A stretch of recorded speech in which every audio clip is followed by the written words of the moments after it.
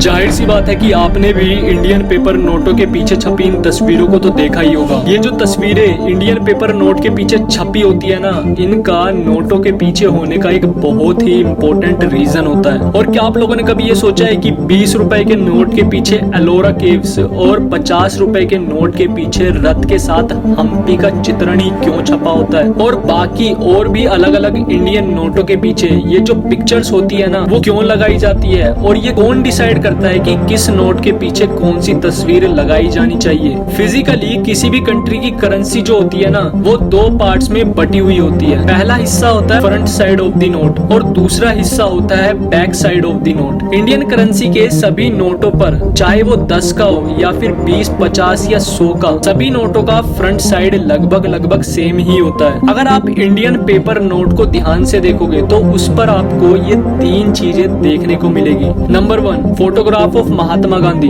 Number 2, Indian emperor Ashoka the great का एक symbol. और जो तीसरी चीज आप पेपर नोट पर नोटिस करोगे वो है भारत के संसद भवन का डिजाइन। इंडियन पेपर नोट के फ्रंट साइड पर छपे ये तीनों फोटोग्राफ्स भारत के एक मजबूत लोकतांत्रिक देश होने का विवरण देते हैं। और वहीं बात की जाए इंडियन पेपर नोट के बैक साइड के बारे में, तो आपको डिफरेंट इंडियन पेपर नोटों पर डिफरेंट तस्वीरें देखने को मिलेगी। इस पुराने 10 रुपए के पेपर नोट के बैक साइड पर आपको विभिन्न प्रकार के जानवरों की तस्वीरें देखने को मिलेगी, जो कि भारत में पाए जाने वाले जानवरों जैसे टाइगर, एलिफेंट एंड राइनासोर्स के बारे में हमें बताती है। और वहीं 2017 में आए 10 रुपए के इस नए नोट के पीछे आपको अशोका चक्र देखने को मिलेगा, जो कि देश की सांस्कृतिक विरासत के चित्रण को दिखाता है। 20 रुपए के इस पुराने नोट पर आपको अंडमान एंड निकोबार आइलैंड की तस्वीर देखने को मिलेगी, जो कि हमें भारत के समुद्री हिस्सों के बारे में बताती है। और वहीं 20 रुपए के नए नोट के पीछे आपको एलोरा की गुफाएं देखने को मिलेगी, जो कि वेस्टर्न भारत जैसे महाराष्ट्र की सांस्कृतिक विरासत को दर्शाती है। 50 रुपए के पुराने इस पेपर नोट के पीछे आपको भारत के संसद भवन की तस्वीर देखने को मिलेगी,